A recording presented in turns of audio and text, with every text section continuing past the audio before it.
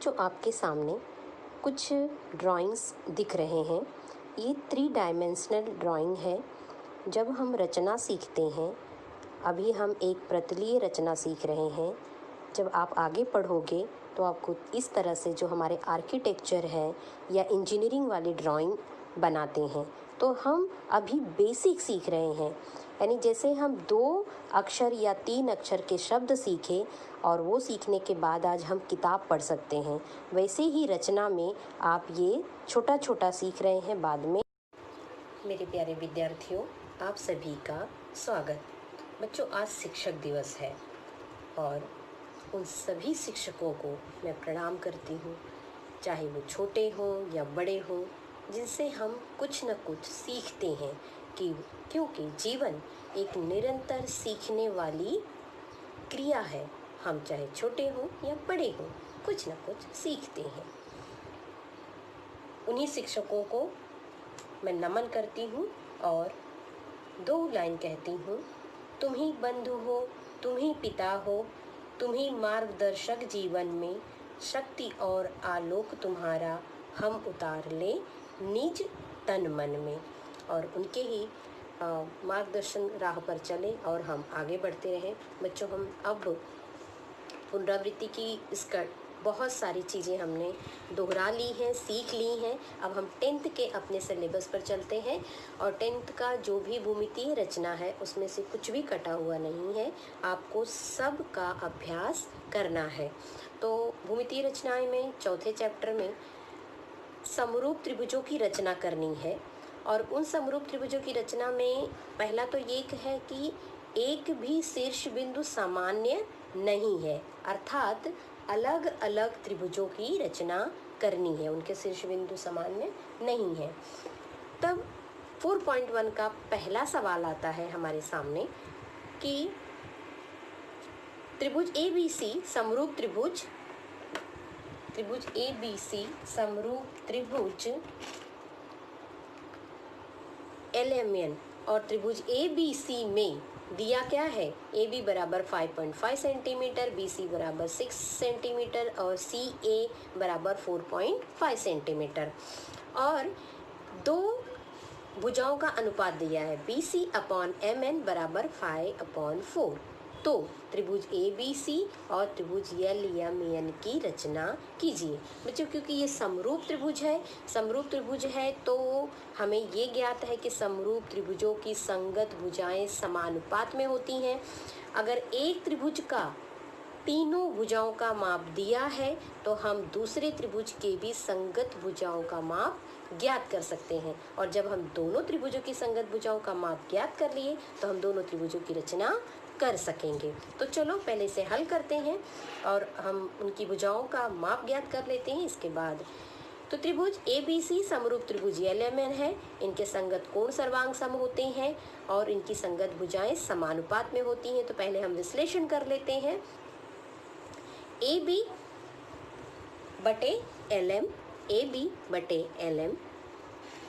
BC बटे MN और AC बटे LN बराबर 5/4, ये हमारे प्रश्न में दिया हुआ है।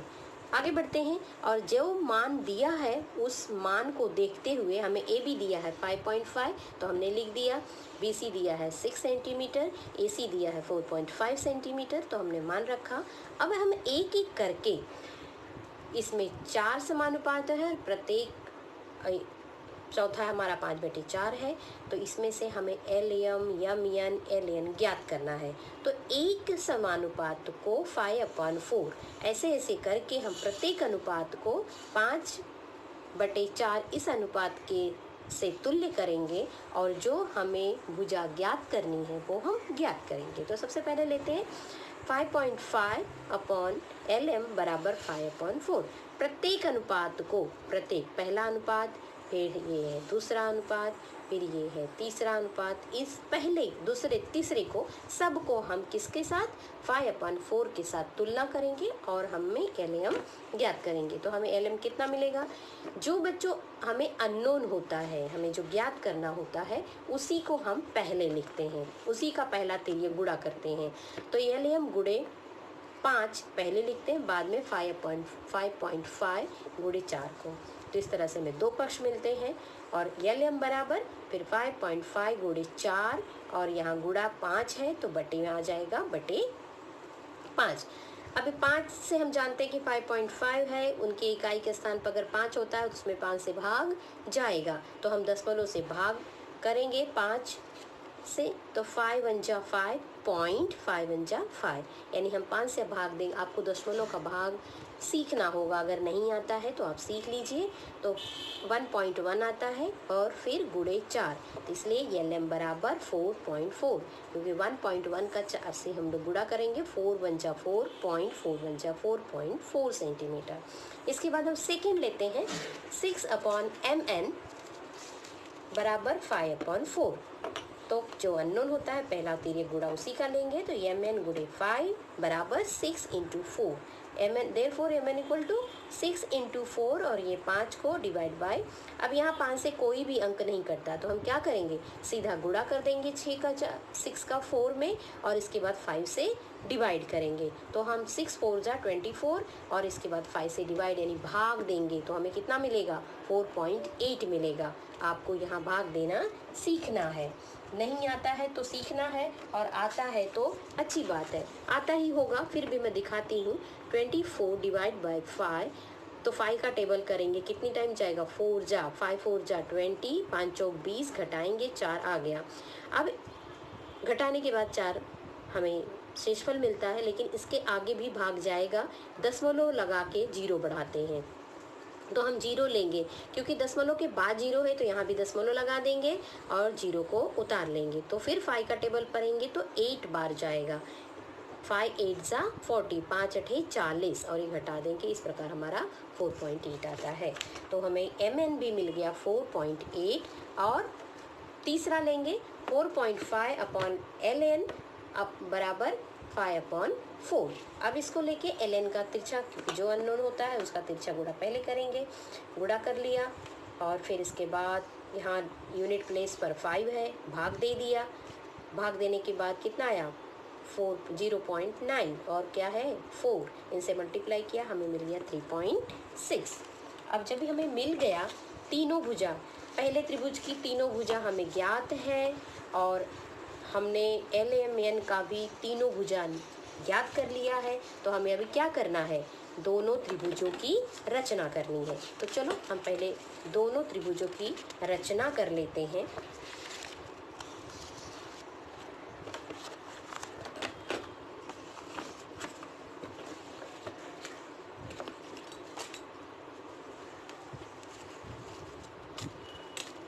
अब जैसे जैसे दिया है तो सबसे पहले जो त्रिभुज ABC है, पहले हम ABC की रचना करेंगे, इसके बाद अब ABC में अगर हम छोटी सी कच्ची आकृति बना ले कि हमें पहले कौन सी भुजा खींचनी है तो हमारे लिए हेल्पफुल रहेगा। दो त्रिभुज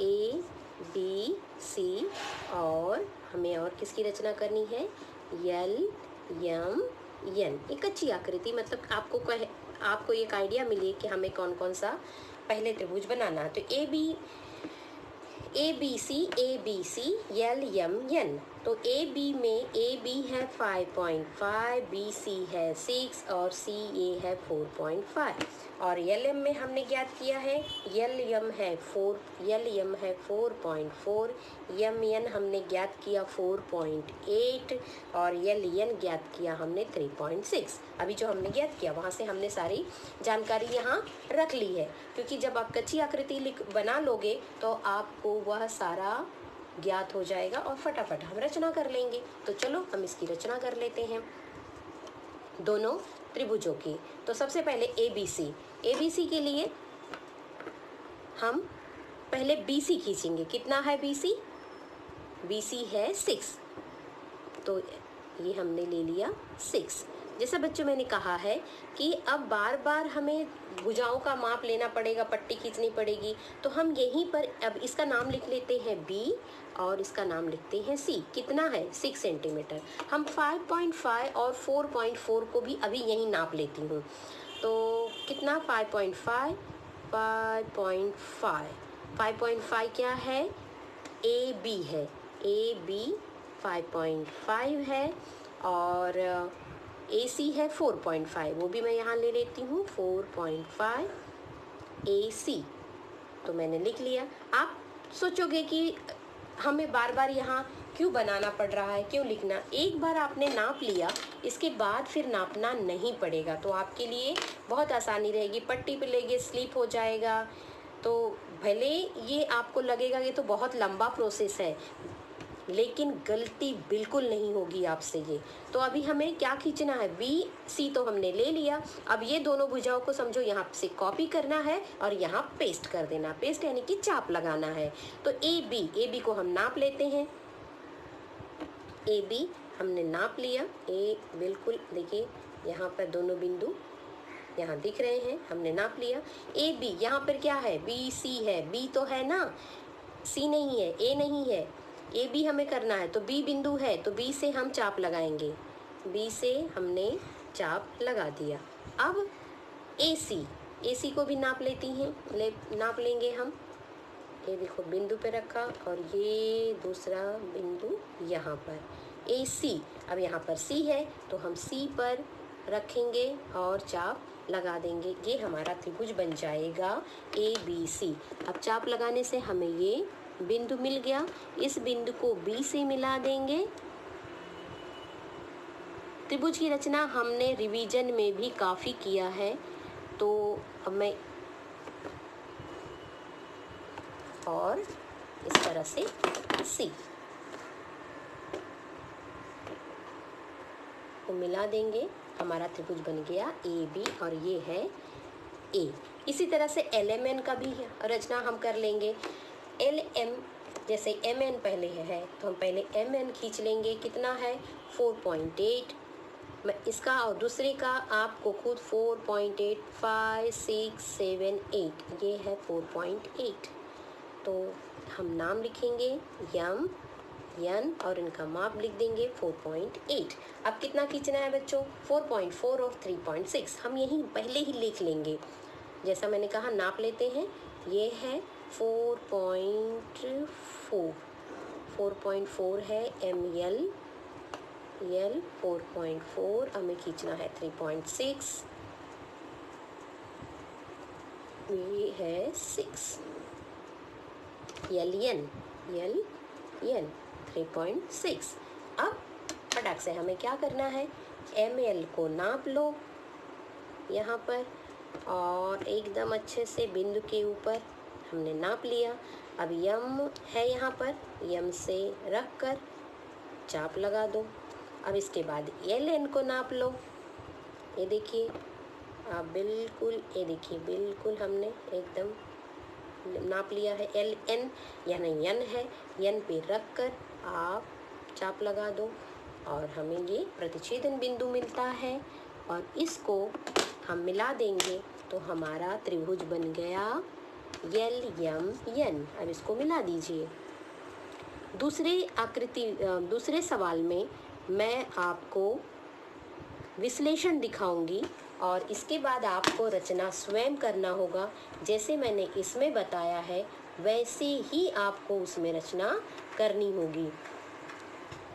जितना आप रचना इस तरह से संख्याओं का विश्लेषण कर, रेखाओं को खींचकर, ये विधि मुझे ऐसा लगता है आपको लगेगा कि मुझे बार बार भुजा, लेकिन गलती का बिल्कुल चांस नहीं होगा। आप लो और इसके बाद माप कर यहाँ चाप लगा दो, फिर मापो और चाप लगा दो। अगर एक आध बार यहाँ वहाँ भी हुआ तो आपके पास लाइन मौजूद है, फिर से आप माप सकते हो। तो इस तरह से हमारा पहला सवाल होता है 4.1 का पहला। अब चलते हैं 4.1 के तीसरे सवाल पर।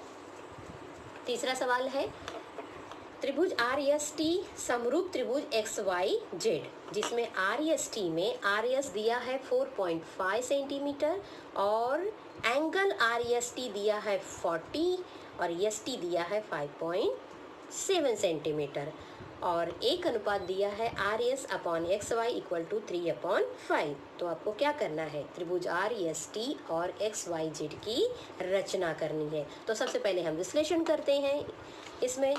तो विश्लेषण ऐसा है, जैसे जो दिया है उसी के आधार पर यहाँ पर एक कोण दिया है और दो भुजाओं का अनुपात दिया है, यानी भू को भू के हिसाब से हमें इसमें रचना करनी है। भू को भू, तो पहले दो भुजाओं का माप ले लेते हैं, इसके बाद कोण के आधार पर हम इनकी रचना कर लेंगे। तो आर एस टी समरूप त्रिभुज एक्स वाई जेड, तो हम समानुपात का पहले लिख लेंगे, R S upon X Y, R S upon X Y, S T upon Y Z और R T upon X Z, और सारे अनुपात बराबर हैं 3/5 के। अब जो हमारे सवाल में आर एस का मान और एस टी का मान दिया हुआ है, हम यहाँ मान रख देंगे। आर एस 4.5 दिया है, यानी 4.5 अपॉन एक्स वाई, और एस टी दिया है 5.7 upon Y Z. R T नहीं दिया है, हम लिखते तीनों हैं, लेकिन जहाँ मान दिया है सिर्फ उन्हीं दो भुजाओं की तुलना करेंगे एक एक करके, और हम एक भुजा निकाल लेंगे। और क्या दिया है, कोण आर एस टी 40 है। आर एस टी त्रिभुज में अगर कोण आर एस टी इस ऑर्डर में है तो दूसरा कोण भी उसी ऑर्डर में होगा, उस त्रिभुज की एक संगत के अनुसार। तो आर एस टी है तो ये भी कोण एक्स वाई जेड बराबर कितना होगा, 40 होगा, क्योंकि जो समरूप है तो उनके संगत कोण भी सर्वांग सम होते हैं। तो आर एस टी का संगत कोण एक्स वाई जेड होगा। अब हम क्या करते हैं, एक एक करके 4.5 अपॉन एक्स वाई की तुलना 3/5 से करेंगे और हम भुजा निकालेंगे। जैसे कहा कि अननोन है उसका गुणा पहले करेंगे, इसके बाद जो हमें एक्स वाई निकालना है गुणा करके भाग करके निकाल देंगे। तो 4.5 एक्स वाई गुणे 3 बराबर 4.5, ये हमारा पहला तिर्यक गुणा होगा। फिर इसके बाद दूसरे पक्ष में होगा 4.5 इंटू 5, और इसके बाद हम भाग देंगे, क्योंकि ये 4.5 है 3 से इसमें भाग जाएगा।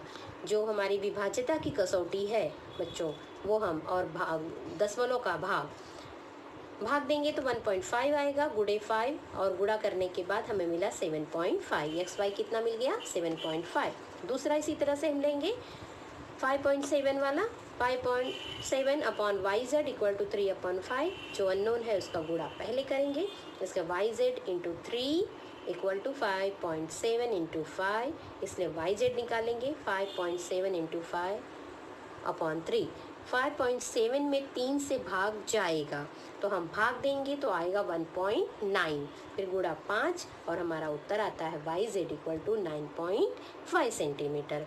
तो अब हमें दोनों इन्फॉर्मेशन मिल गई है, तो अब हम एक कच्ची आकृति में दोनों का नाम रख देंगे और दोनों त्रिभुज की रचना हमें करनी है ना बच्चों। तो are S T, R S आप पट्टी अपने स्टेंसिल जो होता है ज्योमेट्रिकल उससे भी बना सकते हो, एक आइडिया के लिए कि पहले मुझे आर एस टी, अब आर एस टी कोण दिया है 40, ठीक है। आर एस हमें दिया हुआ है 4.5 सेंटीमीटर और एस टी दिया है 5.7 सेंटीमीटर। ठीक उसी तरह से हमें दूसरा त्रिभुज यानी कि एक्स वाई जेड, जिस तरह से आर एस टी हमने लिया वैसे ही एक्स वाई जेड, और एक्स वाई जेड भी होगा 40, क्योंकि संगत कोण सर्वांग सम होते हैं। एक्स वाई हमने निकाला है 7.5 सेंटीमीटर और वाई जेड हमने निकाला है 9.5 सेंटीमीटर। अब अगर हमने कच्ची आकृति बना ली है तो बच्चों मुझे उम्मीद है कि आप ये त्रिभुज की रचना कर सकोगे। फिर भी मैं एक आर एस टी बनाती हूँ, बाकी एक्स वाई जेड आपको स्वयं करना होगा, ठीक है। तो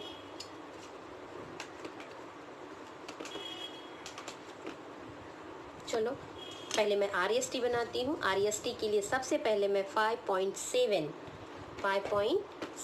लूँगी,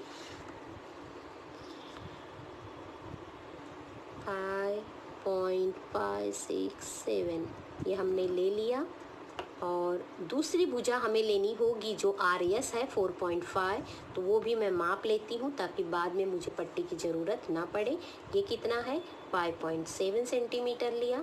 अब हम 4.5 लेते हैं और इसका नाम क्या होगा RS।